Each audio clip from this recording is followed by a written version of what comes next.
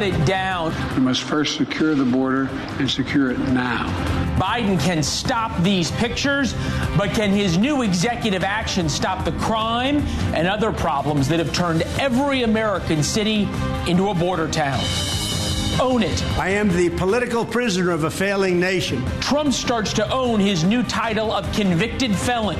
George Will on whether Joe Biden can flip the script on Trump. And like a virgin, a new class action lawsuit says Madonna's concerts are too sexy. Isn't that the point? Like a virgin. Hey, that's from the very first time. Start with breaking news on this Tuesday evening. A couple of breaking stories. President Biden is on his way to Europe for the 80th anniversary of D-Day and to try and prove he's ready to lead the free world for the next 4 years. Those will be the questions over the next couple of days, and they will set the tone for his debate with President Trump. President Biden's attorney general played defense for his boss today on Capitol Hill and tried to prove that he, Merrick Garland, understood the deep mistrust of so many Americans in the Department of Justice. We are in dangerous times. But we start with President Biden's executive action at the border from just a couple of hours ago. President Biden today ordered a major change at the border. Live pictures right now of the border in San Diego. Mr. Biden's new plan would shut down asylum claims after an average of 2,500 migrants a day cross for a 7-day period. So let's break this down very quickly at the top of the show. Over time, it will slow the number of people coming across illegally. It will slow the numbers that are reported by the Border Patrol, not the got-away numbers, not the unknown numbers, but that encounter number that we all talk about. In October, President Biden will tell all of us in TV ads, and maybe even he'll go to the border to announce his massive success and say that he acted when Republicans wouldn't, even when Republicans stood in his way of a bipartisan bill. But keep this in mind, to be fair. Since President Biden took office and took away all of the Trump-era restrictions, many of which he just replaced, 8 million illegal immigrants have crossed the border. "We are suckers," screamed a New York Post headline after they exposed a 19-year-old migrant who came across illegally at El Paso, had been given a taxpayer-funded hotel, and let out of jail after he allegedly shot 2 cops. Here is the city's mayor, Eric Adams. I saw an officer sitting there with a bullet through his leg of a person who illegally came into our country, can't work. We're paying his food, his housing, here for less than a year. The Post was right. There you go. The Post was right. Stories like these, that people feel like they're suckers, right? No one wants to feel like a sucker. That's why Americans say immigration is the second most important issue to them this election, right behind the economy. Immigration is now a proxy for feeling like suckers, for feeling the disorder we feel across our cities, whether or not those cities are near the border or not. Every city now in America, a border city. 2 mayors, Mayor Keith Pecaw of Orland Park, Illinois, near Chicago, joins us, and Mayor William Wells of El Cajon, California, on the U.S.-Mexico border, joins us in just a minute. We start with Kelly Meyer live at the White House with the details of the announcement. Good evening, Kelly.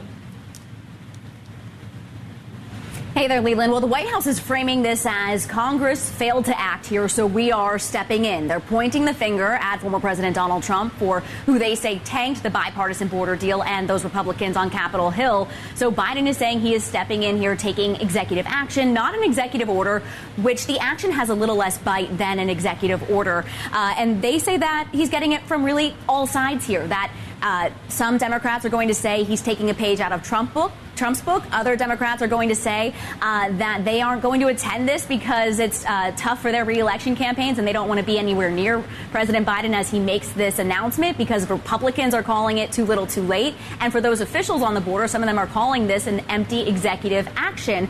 So I know we were talking, Leland, a bit this morning about the approval numbers for President Biden's handling of this crisis. And when asked some voters who would be best at handling this, which 2024 candidate, we have the numbers here. 26% said Biden, 46% said former President Trump. Now, Biden did make a trip to the border earlier this year in February, but no immediate plans to go there again that we're hearing from the White House, at least right now. Leland? Well, they will undoubtedly go to the White House, or go to the border, I should say, from the White House, when the numbers come down. And if you stop counting at 2,500, then the numbers undoubtedly will go down. Kelly Meyer, thank you very much. Bring in the mayors right now. Keith Pecaw, Orland Park, Illinois. William Wells, El Cajon, California. Gentlemen, appreciate you both being here. Mayor Wells, you are on the front lines, quite literally. Does, quote unquote, and we're not really sure how shutting things down at 2,500 really will work, but does this look like it has a possibility of at least helping in the short term? Well, I think it has the optics of that, but I really doubt that it's going to do a whole lot. The cartels run this operation, and they're making billions of dollars. And I don't think they're just going to stand down and let their money dissipate out the window.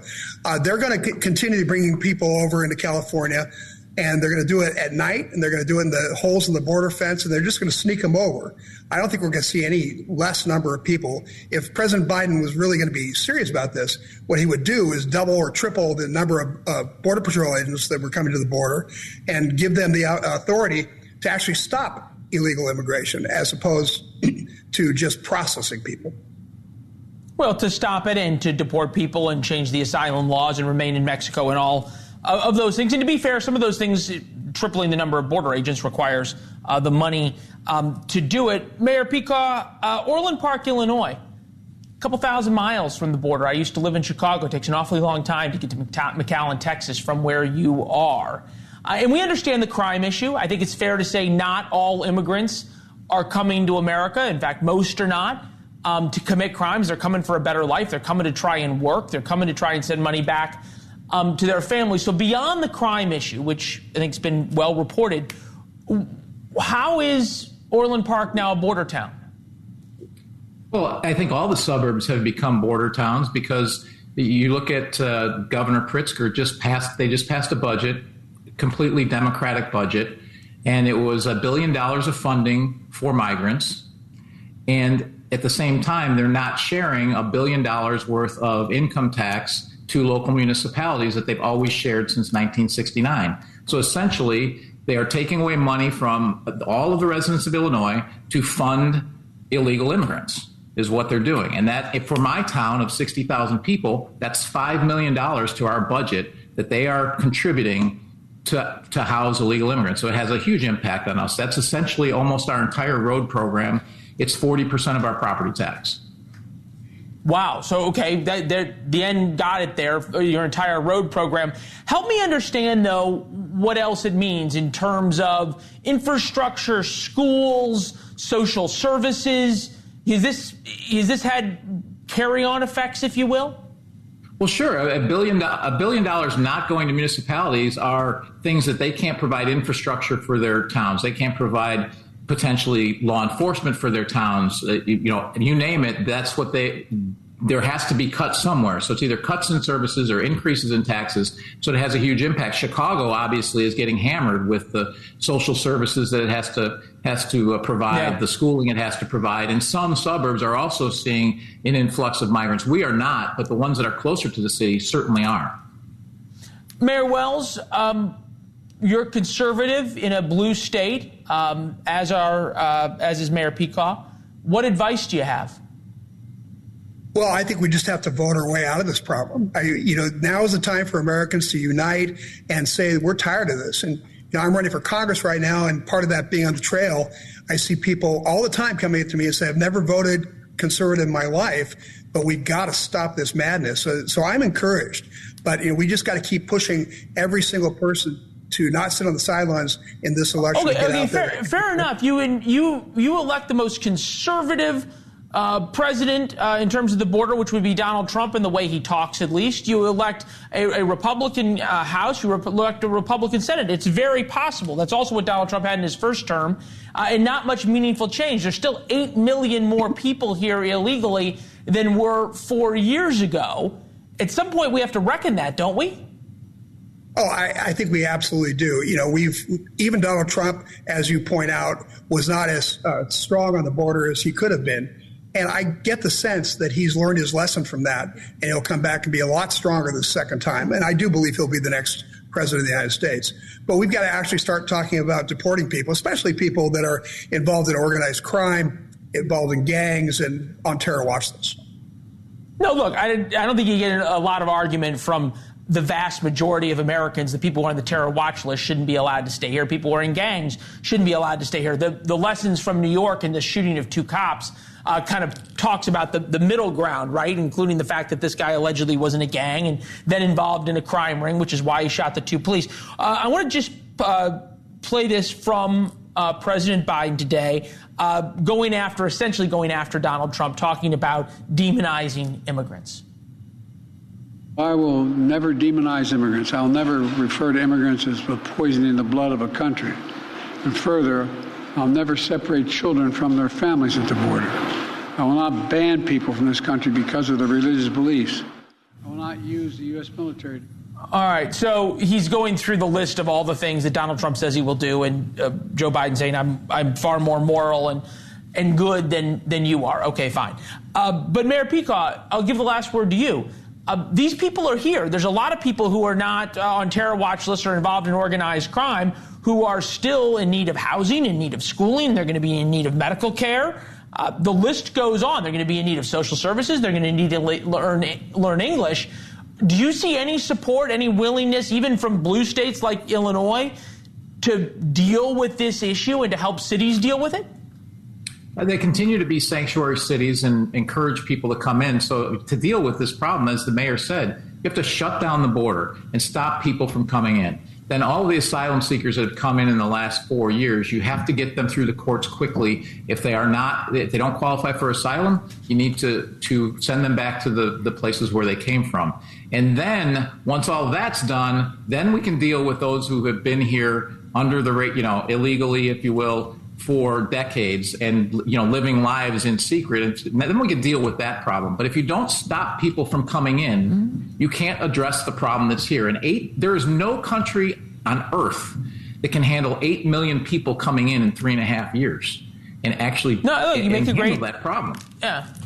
Well, especially when you're not planning for it, and there's no system to vet who those people are and what they bring into the economy. I think in medicine they'd say you got to stop the bleeding first before you can then get into saving the patient. Gentlemen, we appreciate you both being here. Thank you. I know you both have difficult jobs day in, day out, and appreciate you sharing the challenges with us. Donald Trump and Joe Biden, they have both embraced and are campaigning on the fact that Donald Trump is a convicted felon. George Will on why Trump's massive post-conviction fundraising haul, well, how will it translate with voters? And the cost of groceries. They're killing the middle class. The price of a Big Mac is soaring. The super rich are getting super savings on electric cars. How we are all subsidizing yuppies driving their new electric pickups. This sucker's quick. I don't know anybody has a stopwatch, but I think we're going 0 to 60 in about 4.3. Both Joe Biden and Donald Trump agree on one thing. Trump's new title of convicted felon works for both of them politically. It's fascinating. The former president's fundraising off of it on Truth Social. I am the political prisoner of a failing nation, but I will soon be free on November 5th, the most important day in the history of our country, and we will together make America great again. And to be fair, an enormous amount of people gave him money based on that. At his own Connecticut fundraiser, President Biden said for the first time in American history, a former president that is convicted felon is now seeking the office of the presidency. And since it was a big muckety-muck fundraiser, they all loved it. This is a terrible thing for the country. We all know that. Biden can't run on his record as president. Trump loves to fire up his base with zero regard for upsetting independents. George Will is here, NewsNation senior political contributor, Pulitzer Prize-winning columnist for The Washington Post, among other, 400 other newspapers? Something like that. Who's counting at this point? Exactly. All right. I think about that this works with both bases for obvious reasons. And then you look at the polling after the conviction. Morning Consult, Biden was tied with Trump in a poll before the trial started on April 15th. The latest poll after the verdict, also from Morning Consult, so trying to follow the trend of the exact same polling group, they had Trump up 1. So effectively, this has a negligible within the margin of error difference. What do we take from that? I think we take from it that the public sees both sides behaving badly. That, when you had Watergate, Leland, people said, what, burglary? I understand a burglary. And I understand trying to get the FBI and the CIA to disrupt an investigation of a burglary. How do people understand this bookkeeping that was inflated from a misdemeanor into a felony about influencing a federal election? They can't follow it. Yeah, no, I was gonna actually bring that up, the same issue of Watergate that you lived through. There does seem all of a sudden, though, to be, I don't want to say alarm bells, but certainly some consternation on the left or with the intellectual left that Joe Biden's having a rough time. He's getting worse as a candidate, and Donald Trump might win. Here's Bill Maher, for example. I would vote for his head in a jar of blue liquid over Donald Trump. But that doesn't mean that I'm not. First of all, I think it's a moot point at this point. Uh-huh. He's going to fucking lose. Who, Biden? Yes. No, you're wrong. No. Who do we believe, Bill Maher or Kara Swisher? Can I have a third choice? not to listen, but go ahead. Well, Biden is trying to scare the country. It's odd for an incumbent to try and scare the country because he's supposed to be in charge of making the country well, which he has done now for 4 years. The alarming thing is he's trying to convince the Americans that he alone stands between the ruination of what Washington founded and Lincoln preserved. And I think people look around and say, we got a lot of problems, but democracy is not hanging by a thread. And if it is, we need more than Joe Biden to fix it. I have asked this question to my friends off air, normally when there's a couple of glasses of wine or a martini involved. I've yet to ask it on television, but I think it's an important one. If you set up this situation as Democrats are, and we'll listen to a soundbite, for example, Eric Swalwell, just to make the point, talking today in the Merrick Garland hearing. So if you believe in states' rights, except when a jury in that state convicts your nominee for president, you might be in a cult. Okay, so he went through this whole list. But if Democrats set this situation up as they are the only ones who can protect democracy, Joe Biden is the only one who can protect democracy from Donald Trump, and then Donald Trump wins fair and square, because we're not supposed to question elections anymore in America, but Donald Trump wins, isn't the only option then they have set up to protect democracy is to not allow Donald Trump to take power? Yes, and notice that Mr. Bragg, who prosecuted Mr. Trump in New York, is an election denier, in effect. He's the one who's saying, by influencing the federal election, somehow Donald Trump became an illegitimate president. So election denying is making the rounds again from all sides. Right, but if you take this out to its extreme, I'm wondering I get that it works, and I get that the line from President Biden works over and over and over again. He uses it. Here you go. Here's him saying Donald Trump is a threat to democracy. A poison is running through our democracy and parts of the extreme press. Truth buried by lies. Trump's assault on democracy isn't just part of his past. It's what he's promising for the future. What, in your view, constitutes the primary threat to freedom and democracy at home? Donald Trump. Seriously. The irony, of course, is that the polling is the opposite. The American people viewed, when asked, that Joe Biden is a greater threat to democracy. What threat to democracy is, the American people disagree on. But again, why has nobody asked, why has no member of the press, you think, asked Joe Biden, if Donald Trump's a threat to democracy and your job is, and you have sworn to uphold the Constitution, if you lose, what are you going to do? And if he's a threat to democracy and you're losing right now, why are you running? Why is your career, extending at 4 years, your final 4 years and more than half a century in public life, more important than saving democracy from the supposed threat of Donald Trump? The Kennedy School of Government at Harvard recently did a survey of young voters, 18 to 30, list of issues that they mattered most. Climate was at 16, the economy and immigration at the top, and democracy, whatever that means, was not even at the top. One thing we're trying to figure out, and we've got Scott Tranter of Decision Desk HQ. I know you've looked at some of their polling as well. One thing we're trying to figure out is how to poll. What does threat to democracy mean? Of course, it means nothing. Right. We're trying to figure out what the American people think it means. Mr. Will, a pleasure. Thank you. Good to be with you. Good to see you, sir. All right. The body positivity movement, from democracy to body positivity. Get everything here on this show. They told us fat was beautiful and to celebrate overweight kids. Turns out it was a profoundly stupid and dangerous idea. Now cancer rates among young adults is skyrocketing. When will the least fortunate among us get a break?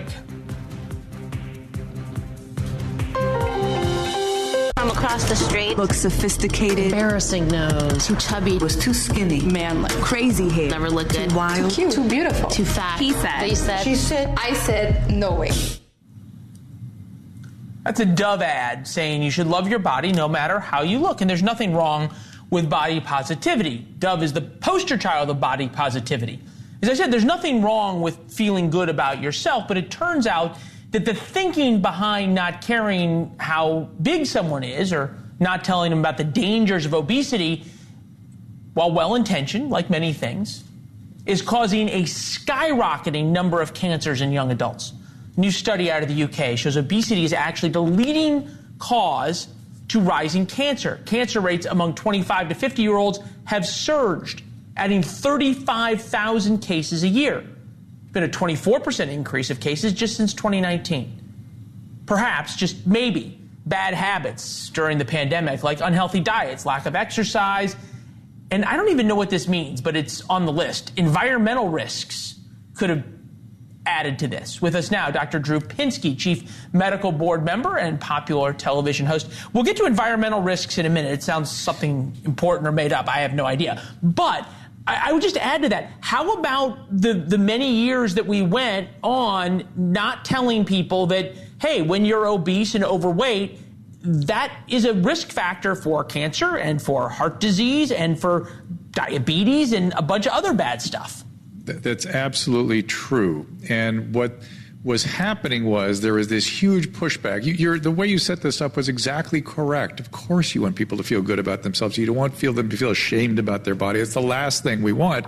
And people who were advocating for body positivity were also sort of looking at some of the data on vascular disease and heart disease and suggesting that maybe BMI was not a great way to assess somebody's risk for that. But there was never any doubt about cancer, colon, breast cancer, and that was completely obfuscated from the conversation because you weren't allowed to call it a medical issue.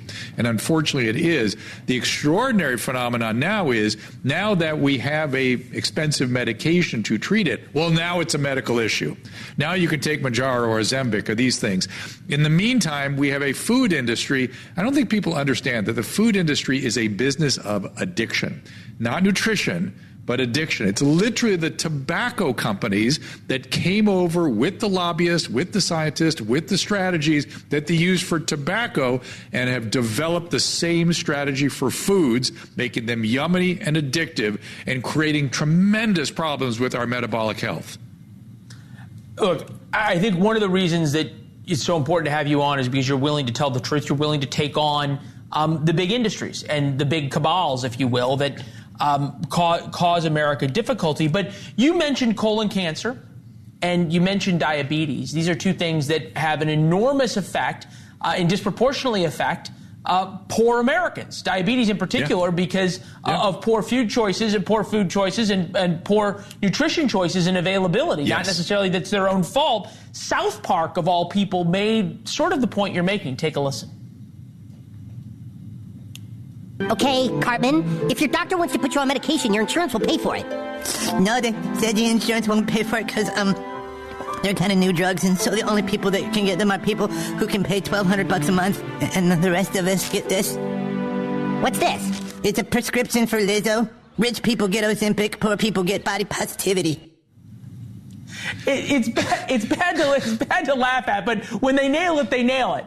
The irony, though, and I think we have to acknowledge this, right, is you got two healthy guys right now, who I don't want to speak for me, but for you, who's in shape and looks great and thin and everything else and do all right in their livelihoods and can really afford to care about their health in a way that so much of America cannot. And they were literally given this prescription to say, oh, don't worry about it. Be happy being large. I'm not sure that, unfortunately, the way the lobbyist works and the way the money flows is much more about us getting addictive to food. And I think as a result of that, the people responded with, we better do something. People are not feeling good about themselves.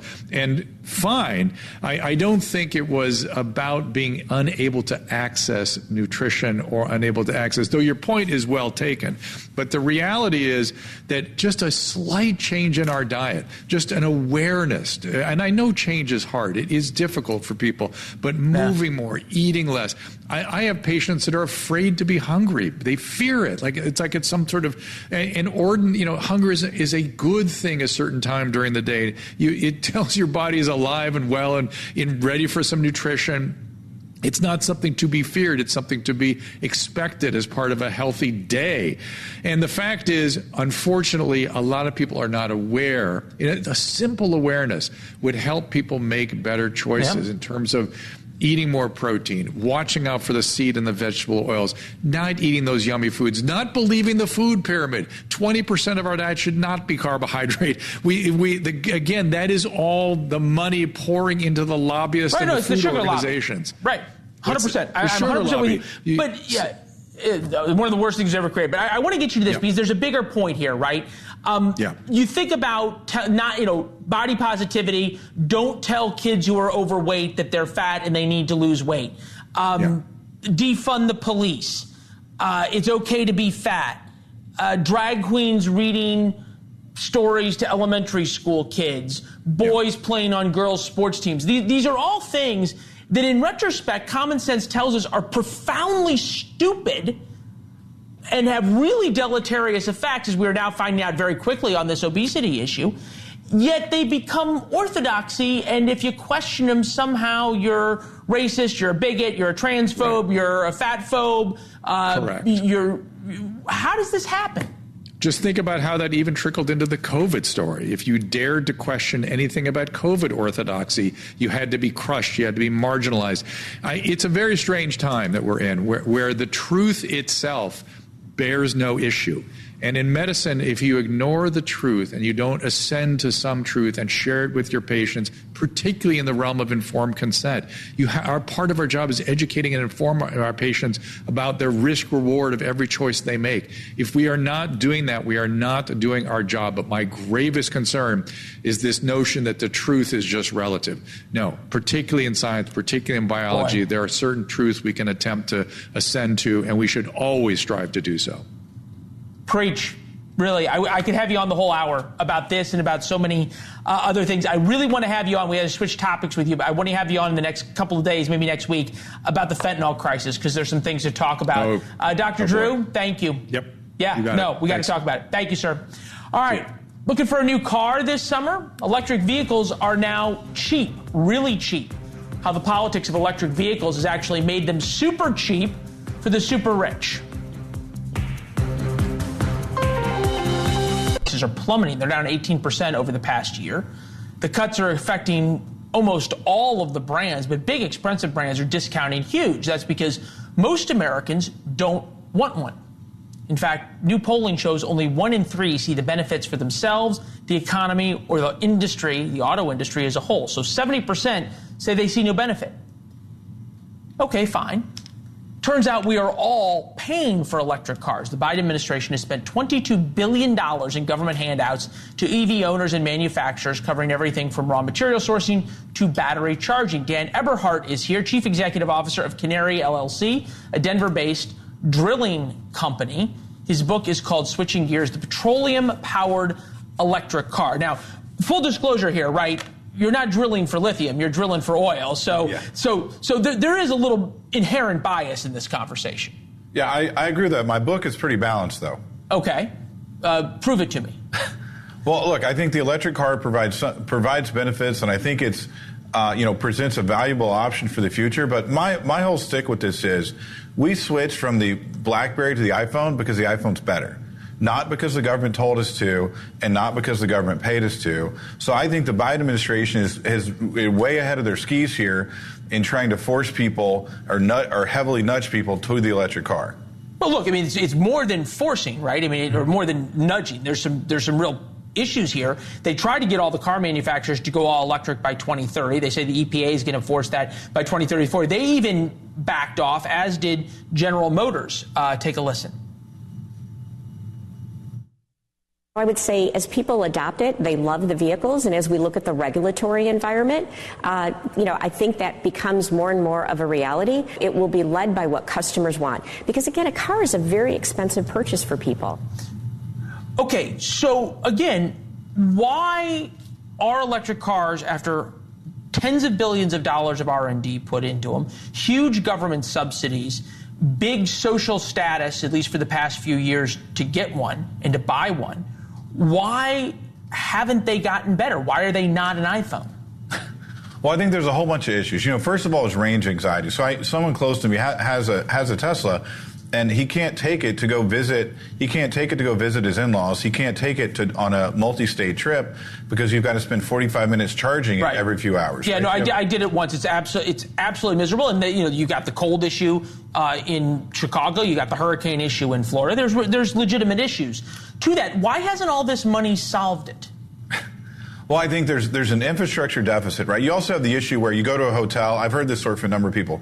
You go to a hotel, they say, oh, yeah, we'll plug in your electric car. But what they're not telling you is they've got one charging installation. So the guy's plugging your car in, getting the tip, but then they're plugging someone else's car in. The next guy that shows up with an EV. An hour later. They're plugging his in. You wake up, you think your car is charged, but it's not charged. So the petroleum-powered electric car, the title of the book, when do we actually switch gears? Because we keep being told it's the future. Well, I think that, again, if the adoption is going to happen, I think it will happen over time, and it should be consumer-based switching. People should decide how they want to spend their own money and move. It shouldn't be because the government has pulled you this way and pushed you this way. I think to be fair, though, I mean, to give them their due, they equate cars that burn fossil fuels, which you pull out of the ground, to almost akin to cigarettes for the planet, right? And the government pushed people away from cigarettes because of what it did to their bodies. Is there not an argument to be made that if driving gas-powered cars is doing that to the planet, hey, then we should push people away from it as the government? Well, I think it's different. I think it's different because it's consumers spending their own money, and the health benefit to the consumer is to the consumer's body. It's not to the environment in general. Second of all, I think the internal combustion engines have gotten considerably more efficient. They're logarithmically more efficient than they were in the 1970s. I also think you've got to look at what is going to push the country forward in terms of the economic cost of driving up the cost of these and the benefits cars. to China, who now have lithium batteries locked up. So there is that issue. They don't have gas locked up. Good to see you. Thank you very much. We appreciate it. Attorney General Merrick Garland arrived on Capitol Hill today, ready to do battle. And to be fair, Merrick Garland is an attorney general unlike any other. His Department of Justice indicted the former president and the current president's son. Not to mention he's withholding tapes that protect his boss. So maybe, and I'm going out on a limb here, maybe, just maybe, a bit of humility and grace, dare to dream, grace from politicians. Well, He showed neither today before Congress. You've told us that it's a dangerous conspiracy theory to allege that the Department of Justice is communicating with these state and local prosecutions against Trump. You can clear it all up for us right now. Will the Department of Justice provide to the committee all documents, all correspondence between the department and Alvin Bragg's office and Fonnie Willis' office and Letitia James's office? The offices you're referring to are independent offices of state. I get that. State. The question is whether or not you will provide all of your documents and correspondence. That's the question. I don't need a history lesson. Well, you're going to have to wait for history to be written before you get those documents. Garland's behavior and ominous warnings later that Congress, as he said, cannot intimidate him. He will not be intimidated, is how Garland put it. Leaves two options. Either he's a lawman cut from the cloth of Wyatt Earp, just trying to protect the Constitution, and is angry at those impugning his integrity, which is a reasonable explanation. Or he's a bitter partisan, seeking to avenge his missed opportunity at the Supreme Court, which is protecting his current boss, which Merrick Garland is doing, and indicting the man challenging his boss. You might say there's a few conflicts there, just the appearance of conflicts. It's one or the other. Garland is many things, but dumb isn't one of them. This is a man who knows what he's doing, and to be fair, Republicans do themselves no favors by promising to use the same Garland un-American tactics against Democrats should they take power. But Merrick Garland is in power now. He's appointed Jack Smith. And they have this weird logic. They say we are protecting truth, justice, and the American way from evil, and it's evil Republicans trying to attack democracy. If you question their motives, you are putting them at risk. If you ask for proof of virtue in these pursuits or records like Matt Gaetz did, please file a request and stand by. Well, I'm going to say again, we do not control those offices. They make their own decisions. The question is whether you communicate with them, not whether you control them. Do you communicate with them, and will you provide those communications? If you make a request, we'll refer it to our Office of Legislative Affairs. But see, here's the thing. You come in here and you lodge this. Right. So it's a straw man's argument. You're making claims of a conspiracy. Give us the documents. Prove there's no conspiracy. Well, make a request.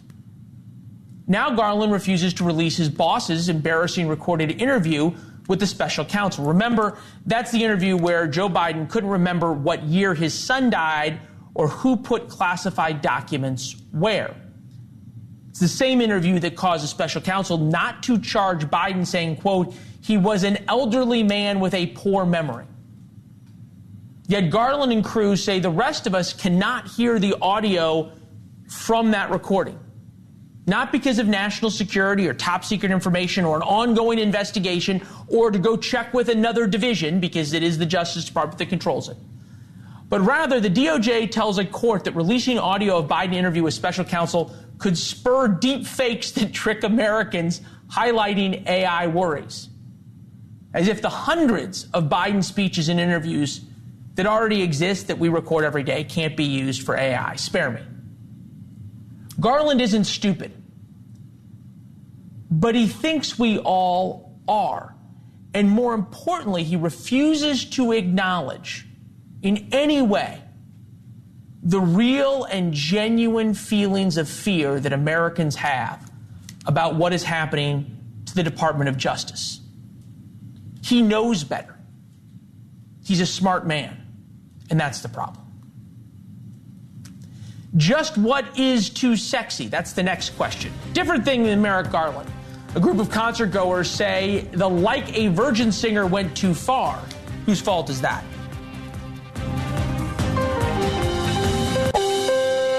Go to the Indianapolis 500, you expect the cars to go fast and to be loud. Buy an airplane ticket, you expect the plane to fly in the air. You go to a concert where one of the top songs from the singer is Like a Virgin. Might be a sexy concert. One concert goer claims he got more than he bargained for, though. He's suing Madonna, of all people, claiming that the Material Girls concert was, quote, pornography without warning. To be clear, this was a Madonna concert, a pop icon, 65 years old. The lawsuit goes on to say the audience was forced to watch topless women on stage simulating sex acts. Justin Lipples filed the lawsuit after attending the concert with his 11-year-old sister. And Justin's a law clerk at the Lipples Law Group and joins us now. You were going to a Madonna concert. What did you expect?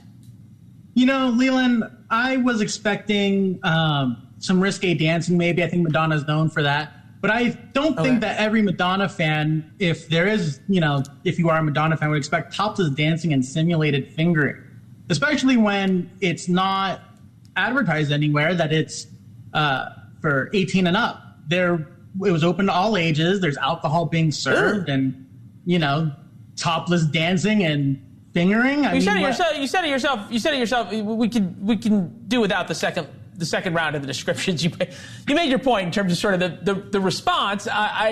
Is it worthy, though, of a lawsuit, really? Well, let me ask you a question. How much, I know as a society, we've had a sort of degradation of what is considered family values, but where do you draw the line and when these things are supposed to stop? And does Madonna get a pass just because she's Madonna when TV shows and video games also have all sorts of ratings? Just about any form of media, has a rating. Why did she get away without a warning? So you want concert ratings? I'm unclear other than I get it's a class action lawsuit, right? Which means the lawyers get $20 million in fees and then all the fans get a T-shirt or something? No, well, what we would be going after is the ticket price for every single person in the class. And we have had multiple people come forward after filing this saying that they feel the same way as what was described in the complaint. Okay, so you want a refund? You're correct. Because it's not just the whole sexy thing. She had us all waiting in there in temperatures that people really shouldn't be in for a concert, way past the time the concert was supposed to start. And to add insult to injury, the pyrotechnics just turned it into basically hell. Okay. I guess with your 11-year-old sister, you left before the end of it, I guess. No, I try to. Well, it depends on for what reason you're talking about. Once you see these things, you can't exactly unsee them. You can't unsee 7-year-old Madonna getting fingered by someone in a bondage. All right, Chris. I hate to do this. I have to turn it over to the other Chris. You're Justin. I have to turn it over to Chris Cuomo. But good luck with your lawsuit. Let us know. All right. Thank you. All right. Thank you. Here's Chris.